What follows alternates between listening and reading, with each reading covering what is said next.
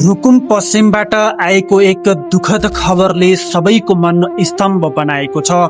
मुसिकोट नगरपालिका एक खलङ्गाको बराहा टापुरा झुलुङ्गे पुलबाट एक महेन्द्र ओली नाम गरेका 17 वर्षीय किशोरले फेसबुकमा भावुक स्टाटस लेखेपछि हाम फालेर आत्महत्या गरेको खबर सार्वजनिक भएको छ।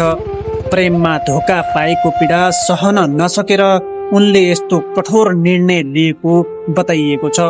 फेसबुकमा उनले लेखेका शब्दहरू अत्यन्तै पीडादायी छन्।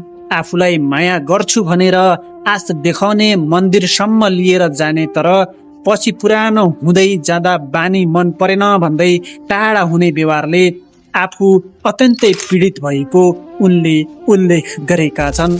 साथै उनले आफ्ना आमा बुबा, दिदी, दाजु तथा परिवारसँग माफी माग्दै आफूलाई मरेको सम्झेर सधैँ चिन्ता नगर्न आग्रह गरेका थिए।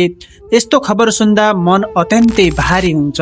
एक क्षणको भावनात्मक आवेगले एउटा उज्यालो भविष्य सधैँका लागि समाप्त भएको छ। दुःख गरेर जन्म दिने आमा बुबा, परिवार र आफन्तलाई असह्य पीडा छोडेर जानु कति पीडादायी हुन्छ भन्ने कुरा शब्दमा व्यक्त गर्न सकिँदैन। जीवनमा आउने समस्या, प्रेममा हुने धोका वा पीडा यी सबै अस्थायी हुन्छन्, तर जीवन भने अमूल्य हुन्छ। कुनै पनि समस्याको समाधान आत्महत्या कहिल्यै हुन सक्दैन।